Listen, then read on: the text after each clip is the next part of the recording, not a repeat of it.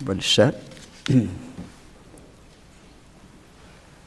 For the past 6 years, I have been blessed, and the people of Ohio have been blessed by having John Husted as Lieutenant Governor. He was someone who I knew if something happened to me, he could walk in and become the governor of the state of Ohio and lead the state. I also knew every day that he added a great deal to our administration, and frankly, great number of the successes that we've had in our office, John Husted played a major role.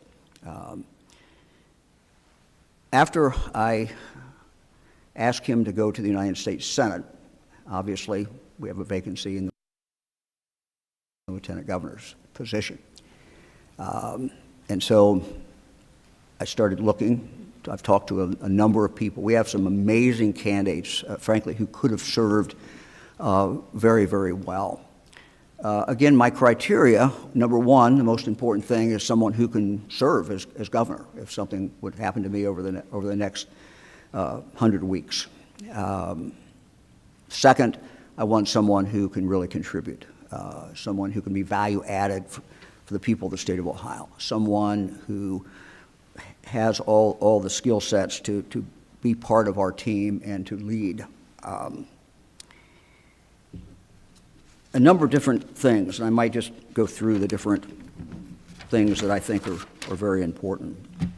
I want, first of all, someone that knew Ohio. This is a complex state. This is a state of city-states, but it's a rural, 70 of our counties are rural, just a very diverse state, fascinating state, great state. But it takes a while to get to know the state. So I wanted someone who knew the state. I wanted someone whose judgment I felt was very good.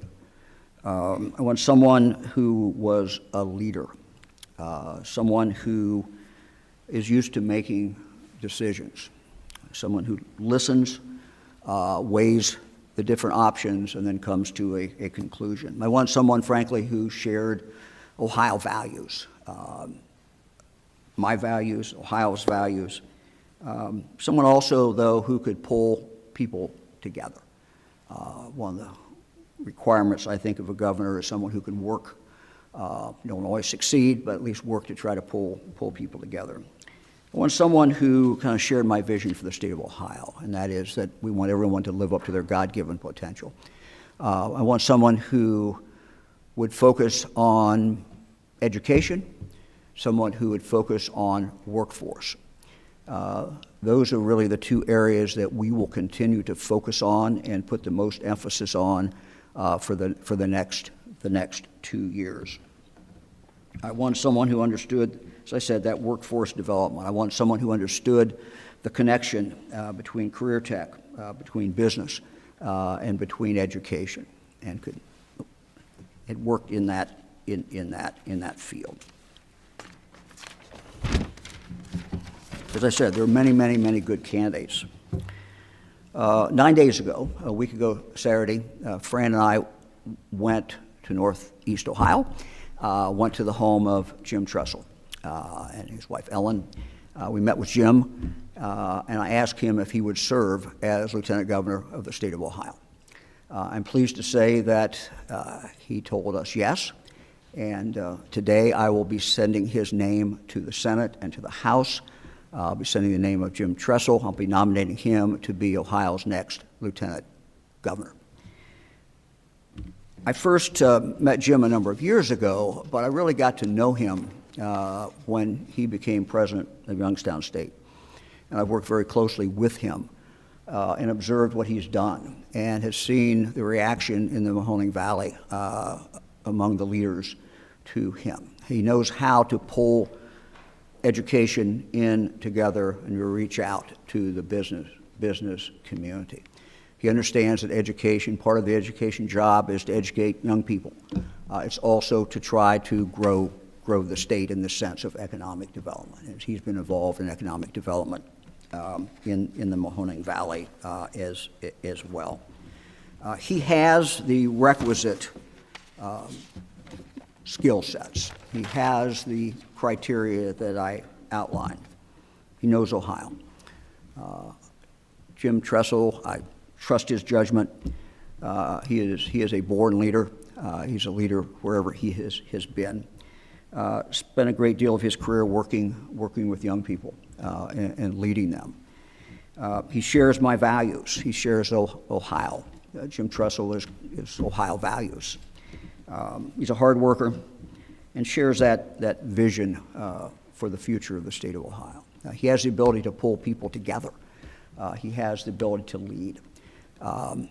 He will enable me to be assured that if something happens to me, he can walk in and be governor that day. And it would be seamless, and he would be able to take over. We certainly hope that does not happen, but we have to know that that person has the ability to do that. Second, his background in education, his background in workforce development, his background in economic development, all bode very, very well. He's going to do a number of things in our administration, and we'll be outlining those in the days and the weeks ahead. But certainly, he's going to be involved directly with education. He's going to be involved with workforce development and how those two come together. He and I have already had some going back and forth with a lot of ideas. This is not unusual for Jim Tressel. The thing I've noticed about him, and I've reached out to him, frankly, over the years many, many times to get ideas. What do we do about our universities that, because of demographics, might be struggling? Other questions. He has always come back to me with answers that I thought were very well reasoned and were very intuitive, but also based upon his experience. So I am very happy to be sending his name to the state Senate today. I talked briefly to the Speaker and the Senate President an hour or so ago, and I know Jim will look forward to talking with members of the General Assembly, and I certainly hope that he will be confirmed. My job is to nominate. As I said, I will nominate him today to be our next Lieutenant Governor. Jim? Yes, sir. Thank you. Thank you so much, Mr. Governor, First Lady.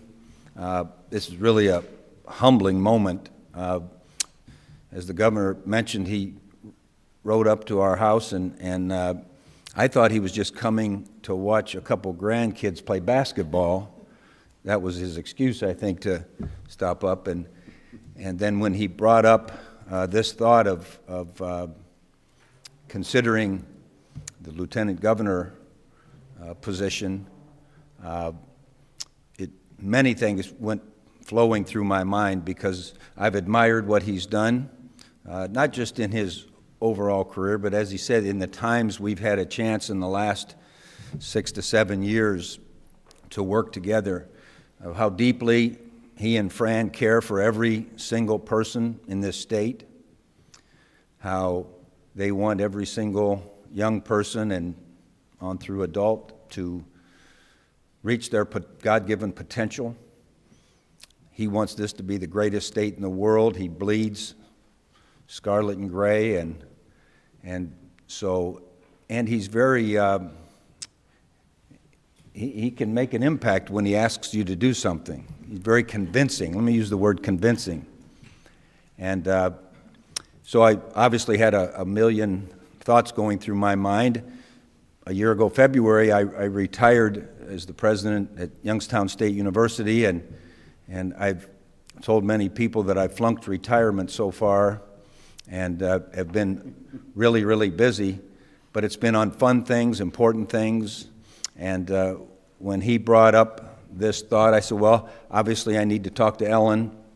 And so she happened to be down south playing a little bit of golf, and so I got to her later in the day, and I said, Ellen, you're not going to believe this, but the governor thinks that we'd be capable of being helpful and wants us to consider this. And she said, you know, it sounds like God has more work for you to do. And you know we owe just about everything in our blessed lives to the state of Ohio. And she said, if the governor thinks you can help in the state of Ohio, we should consider it. And I always, Dom, you know I always do what Ellen says. And so we began the conversation, and we had worked so much on education things because I'm an educator. That's just what I was trained to be, and that's what I'll be till I die. And we talked a lot with JobsOhio and the economic development regions and so forth about all these wonderful opportunities that they've created for our state. I mean, this probably is not a greater moment in our state than we've had in hundreds of years with opportunities. And we really need to do a good job of getting that workforce to execute those opportunities, to find out what it is we need to do to take advantage of them.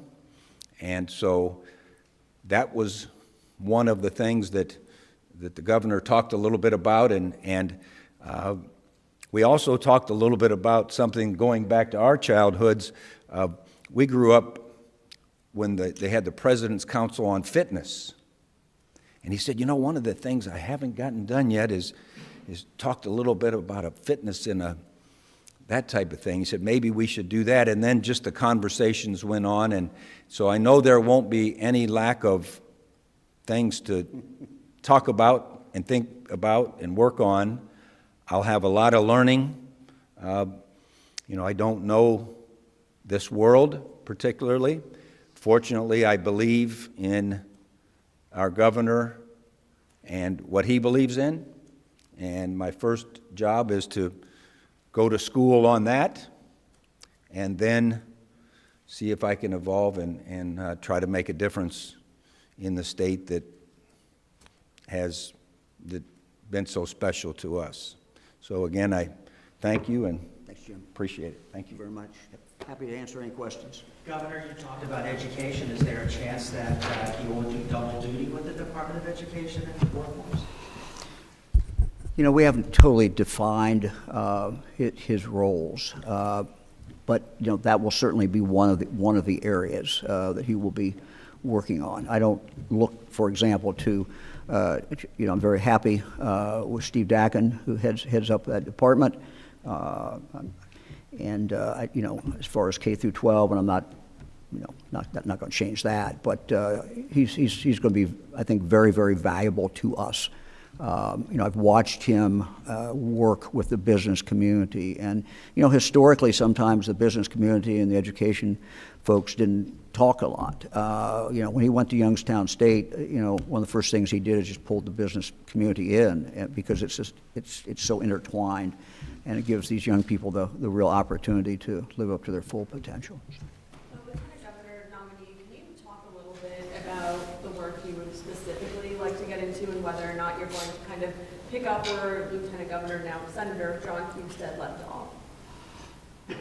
Yeah, let me just say, you know, I'll start and then Jim can talk about it. But, you know, what we've kind of outlined today is the way we see this today. But as Jim pointed out, there's going to be, anybody who's worked around me knows that I'm always thinking about other things. And, you know, one of the areas that we did talk about was physical fitness. And I think Jim is, you know, is the logical person to lead that effort for our administration. You know, this is about wellness. This is about health. This is about our young people. So it's a very logical thing for him to focus on. Anybody else? And before you, Did you want me to? Oh, I am sorry. Yeah, go ahead. She Yeah, was yeah, kind of yeah. waving at me. Yep, go. You know, what's most important about any member of a team is whatever the team needs you to do is what you need to do. And we've talked a lot about those education and workforce things. We've daydreamed about others. I want to study a little bit about what John Husted, you know, has going on. And so I want to learn, you know, the business, if you will. And then it's up to, when you sit down with the team and the staff and everyone else, trying to figure out who plays what position best. And I'd be more than happy to help wherever I can. with so much division from the national level, what will you do to make sure that you work for every Ohioan, no matter what side they're on? Well, one thing that I always believed was every single person on our team was who I worked for. And when I was running a university, I was representing every single student, every faculty member, every staff member, every alum. And everyone is important. We had a little acronym we always used with our young people, WAYT, and that simply meant, what are you thinking? We want to know what you're thinking, because if what you're thinking, we can maybe get some good ideas. What you're thinking, maybe we can clarify and give you some data as to why this is going on. But clearly, every single member of the team, really in a society, the only way we'll have a great society is if I understand that I'm insignificant without every other person in this society. And that's what I would pledge to do. Right now in the legislature, you have a lot of lawmakers who have a lot of different ideas about what should be done to reform, especially higher education, but education in general. You've been there. You've worked as a coach. You've worked as an athletic director, I think, right? Mm-hmm. You've worked as a teacher. You've worked in head of a university. Can you explain, having all that background, what kind of skills you bring and the idea that if you move one thing, something else moves too? Mm-hmm. Well, you know, I think it is helpful that I do know the complexity of it, because sometimes people make things sound simple and then they really dig in and they say, woo, well, the reason we do this is this. And again, that's wanting to know what people are thinking, what is their perspective now, and how can we come together with common ground. And that comes from giving on all sides, you know, and that's, to me, the fun of trying to build teams, is that what everyone thinks is important, what everyone wants is important. What we have to do for the good of the whole is what's most important. And so I think knowing that complexity will help. Do you have any political ambitions beyond this 2-year stint as lieutenant governor, and then the governor, was that a consideration in your pick? Well, I promised for 699 days, is that what it was, Fran? Fran said. For 699 days to have a singleness of purpose and a singleness of focus. And so to serve the needs that the governor outlines and his staff, and, you know, really my focus is beyond that. I remember about 25 years ago, I said to a group in Columbus that I had my sight set on 310 days later. And that was my singleness of focus. Now I have a 699-day singleness of focus. So does that mean you're ruling out a 2026 run for statewide Let me start on office? that. Okay. So, we've had no discussion about that. I asked Jim to sign up for a little less than 2 years, and that's what he's agreed to do. So I think that's been our focus. We've had no discussion about anything else. That's what we've been talking about. So. LG appointee, you like football, right? What do you make of... You could call me Jim, by the way. Okay, Okay, Jim. okay. You like football. What do you make of the Browns and the Bengals wanting state money to, update their stadiums? What do you think about that? So you got to watch her because she's always. Well, one of the pre-homework things I did do is I watched the budget press conference, and I thought that was a pretty interesting thing with talking about, and I don't know it, tooth and nail, but I thought it was a pretty good thing about some of the proceeds that could go to some of the student activities, and I think it's worth a good conversation. But yeah, I do like the Browns and the Bengals. Yep. So I would also say that, speaking of that, when you look at that plan, under our plan at least, we'll see what the legislature wants to do, but under our plan, a significant amount of this money would go K through 12. And I think, Jim would certainly, if the legislature agrees with that, he certainly would be involved in us putting a plan together. And it would mesh well with what we're talking about, which is really kind of use the bully pulpit of the governor's office and lieutenant governor's office to focus a lot more on student wellness. And you have in your budget proposed raising taxes on cigarettes, marijuana, and gambling. Toledo Blake calls them sin taxes. What is the idea of targeting these three things? well, they're each different. As you know, when you look at starting with marijuana, there was pretty much a consensus reached, although the bill didn't pass the House. There was a consensus reached last year about where this money could be spent, and it could be spent on things that we thought would really make a difference, and frankly wouldn't get done but for using that money in the marijuana. As far as the cigarette tax, you know, when you have that discussion, you have to look at where that money again is going. And in this case, this money would go to working families who have children under the age of 7, and they could get up to $1,000 per child. And that seemed to me to be a very good trade-off. We can't do it any other way. We have to do it this way if we're going to, in fact, get this done. We need to be supportive of families in the state of Ohio. Families are key. Families are everything. And families that have young kids have have just more stress for many, many reasons. And so it just, you know, it seemed to be a very, very, very good trade-off. Sports gaming, again, we wouldn't be the highest state in tax, and it's not a tax against the gamblers. It's not a tax against the citizens who are legally betting. It is a tax against with these companies, and still we would not be the highest state in the union. And using that money to do something that we have done for over 50 years, and that is the state government, the taxpayers of the state have put money into stadiums and ballparks. And quite candidly, anybody thinks that there'll ever be an end to that. This would make sure that we have a dedicated fund and that we're not taking this money out of the precious general fund. The general fund has to be focused on education. The general fund has to be focused on mental health. The general fund has to be focused on addiction and children's services.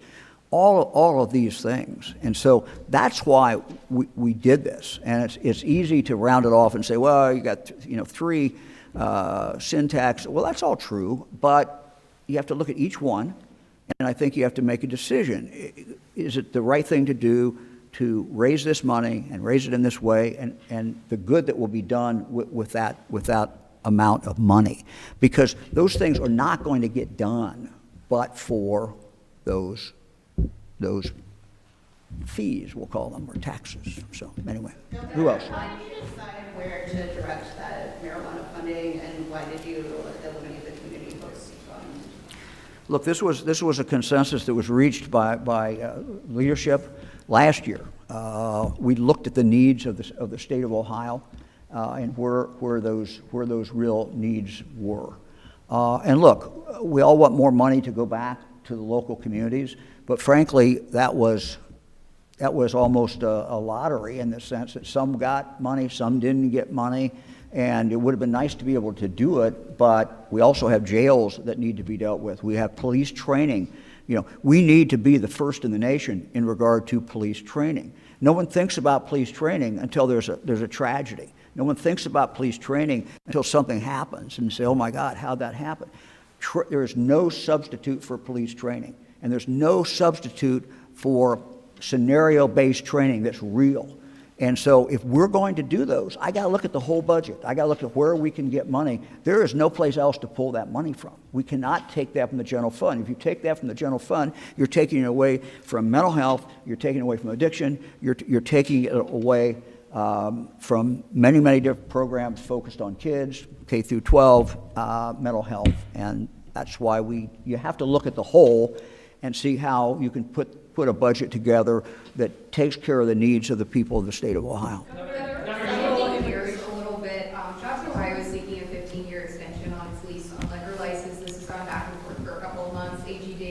asked for a delay on that and wants more transparency. Where do you stand, and do you think this agency needs more transparency into the deals that it's making? I'm sorry, I missed the last sentence. Where do you stand on this 15-year Yeah, extension? look, I can tell you, I've done this now for 6 years. We've had huge victories. We have brought companies into the state of Ohio. All the high-profile ones that you think about, and many, many more that we never even think about, but that are occurring out there, would not have happened but for JobsOhio. Ask the other states. Everybody is envious. Other governors are envious of JobsOhio. And so what this does is simply extends it. It will allow them to have some breathing room. It will allow us to continue to compete with other states, and it will allow us to continue to win. If we want to continue to win, we have to have JobsOhio in the game, fully in the game. This is how we have them in. Do you agree with the calls for more transparency, though? Like, do you agree with the calls for more transparency into them? Look, I didn't write the law. I was not governor when it was written, but I will say this, that Governor Kasich and the legislature, I think, did something that was literally transformative. And part of what, it doesn't mean we couldn't have some more openness. I would have to look at what each particular suggestion, bill, whatever, would be. But JobsOhio's ability to assure a company coming in that nothing is going to get disclosed if in fact they don't come to the state of Ohio is pretty important. If they do come to the state of Ohio, it's disclosed. You all write about it. It's disclosed because JobsOhio puts it out there, and we put it out there for the economic development about what we're paying, what the deal is. So we're always open to more ideas. There are a number of immigration-related bills being introduced at the state. Now, I'm sorry, number of what? Immigration-related bills being introduced at the state house to pull funding from so-called sanctuary cities to require immigration status to be disclosed. The idea is even floated of allowing ICE or requiring that ICE goes to schools. What's your take on these sorts of bills? Look, I don't always comment on every bill that's introduced. These bills I haven't really even looked at. Look, we are going to follow the law. This is Ohio is a law-following state. We're going to follow the law, and we'll take a look at what these bills have to say. I would just say again, as you've heard me say before, it's nothing new. In regard to legal immigrants, Ohio, you should come to Ohio. We need you to work. We always need people who are willing to pull the wagon. We always need people who are willing to work and roll up their sleeves and make our economy move and do things. We want those people who are legal to come into the state of Ohio. And that's, I will continue to say that. That's very, very important to our future. I long for the day, and I think it will come, when the southern border is taken care of, and we don't have to have this craziness that goes on at the southern border today. At that point, I think it will be time, if I can step out of my lane a little bit, and it's time then for Congress to look at, what do we want to do in the area of legal immigration? What kind of laws do we pass, and who do we allow in that's benefit to the United States? Who should be coming in legally? We've not been able to do that or have that conversation for a long, long, long time. I was in the House of Representatives in the mid-'80s. I think the last time a major immigration bill was signed by, in that case, Ronald Reagan. It was a Democrat bill. Democrats controlled the House and the Senate. They passed the bill, and Reagan signed it. So I long for the day when we can take immigration off the table as a partisan issue. That probably is not going to happen until the southern border is, in fact, taken care of. Governor, you and John Houston came in with extensive state government experience. Jim Tressel has a lot of valuable experience, I'm sure, but it's not state government experience. Can you just talk about why you're confident he can do the lieutenant governor job and possibly your job either? Look, I mean, if you look at John Houston, if you look at John Houston, if you look at Jim Tressel, they have different backgrounds. But they're both extremely valuable, and the assets that they have, the skill sets that they have, the life experiences they have. This is a pick that I felt was very important. As I said, We want someone who could take over if something happens to me, but I also want someone every single day who is working and come up with ideas. And this is a guy with ideas. Jim Tressel has ideas. I can guarantee you that. And the discussions I've had with him for many, many, many years. And they're thoughtful, and they're based upon what he's seen, what he has learned. That's what I want him to bring to the table for us every single day. And to me, that's just extremely valuable. Would be extremely valuable to the people of the state of Ohio. Governor, there is a lot of speculation leading up to this announcement that Lydia Mahalik would get the appointment. How seriously did you consider her, and what led you to nominate Mr. Tressel? Yeah, Lydia Mahalik would have been a great lieutenant governor. She has a great future. She is very highly talented, very, very motivated. She's done a great job for us. I could say the same thing, frankly, about Andy Wilson.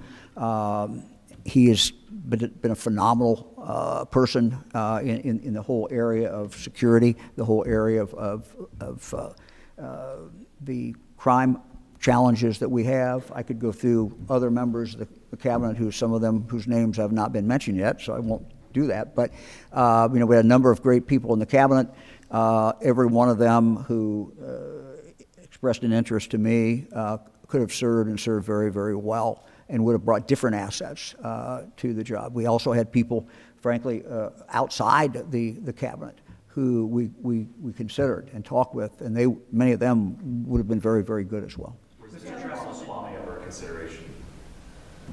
I'm not going to get into the names, because then we just go on and on. So. Mr.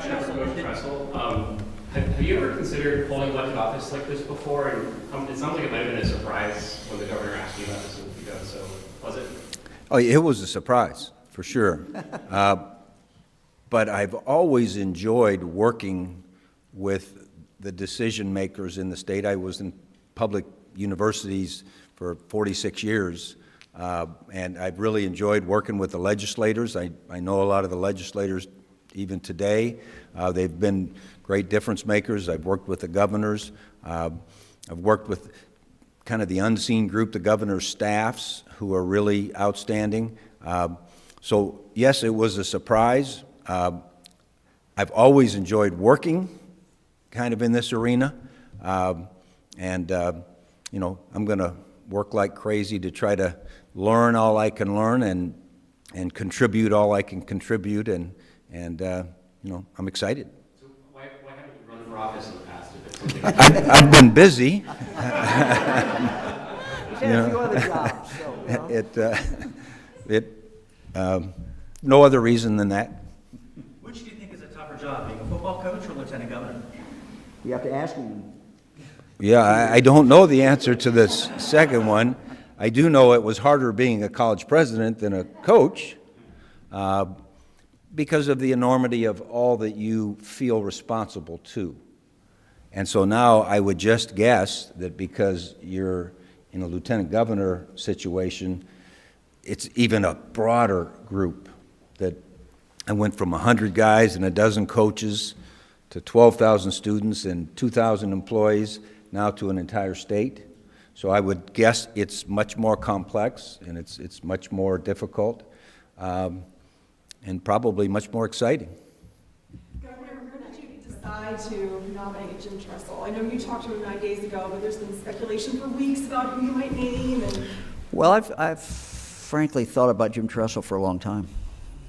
Governor, their Medicaid budget, part of the growth of it relies on raising hospital franchise fees and being able to draw down more federal funds. Are you concerned about relying so heavily on something that might get missed? Well, I think we take the world as we find it, and I've learned that it's probably not a good idea to be afraid of doing something because a future Congress might change something. I think we take it the way it is today. Everybody knows that anything can be changed. That can be changed. So, again, this is something that the hospitals ask us to do. What we're asking the hospitals, frankly, is to reach more underserved areas. We're asking them to reach out to our rural areas of the state that are not covered as well as, frankly, they should be covered. We made some progress. We've been able to do some things, but you know, being able to have this money, that's the part of the deal is that they will reach out and cover many of the areas, the communities, whether they're in the urban area or the rural area, that are not being covered. And they've assured me that they can do this with this additional funds. And so that's why, you know, I've endorsed that, and I think it's the right way to go. We have to serve all our citizens in the state of Ohio, and healthcare is just vitally important. Coach Tressel, are you okay with Ohio losing to Michigan when it comes to marijuana sales? Coach Tressel, that's like 3 eras ago. No, I'm not good with that in any arena. Governor, President Trump over the weekend announced tariffs on foreign steel. I'm probably not going to comment on this, but go ahead. In your eyes, what will that do for Ohio's remaining steel industry? Well, we're certainly looking at that. We're certainly looking at different announcements that have come out of the White House, and you know, sometimes we get clarification, and so anyway, we're looking at all those things. So. Anybody else? Okay. Thanks, everybody.